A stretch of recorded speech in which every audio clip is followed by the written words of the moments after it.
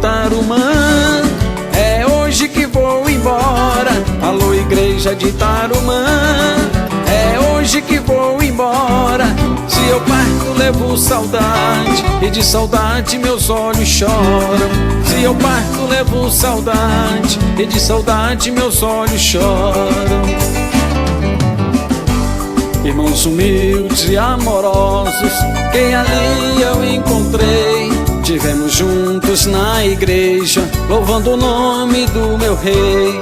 Na casa do pastor Adão, onde eu estive hospedado, família humilde e abençoada, que tem suas vidas santificadas. Família humilde e abençoada, que tem suas vidas santificadas. Alô, igreja de Tarumã, é hoje que vou embora. Alô, igreja de Tarumã, é hoje que vou embora. Se eu parto, levo saudade, e de saudade meus olhos choram. Se eu parto, levo saudade, e de saudade meus olhos choram.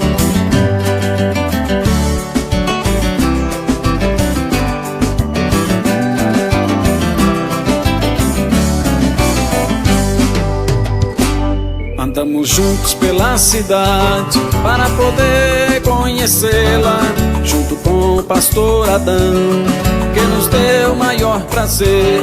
Também subimos lá no monte para buscar um pouco de poder. Falamos com Deus um pouco, até visão podemos ter. Falamos com Deus um pouco, até visão podemos ter. Alô, igreja de Tarumã, é hoje que vou embora. Alô, igreja de Tarumã, é hoje que vou embora. Se eu parto, levo saudade, e de saudade meus olhos choram. Se eu parto, levo saudade, e de saudade meus olhos choram.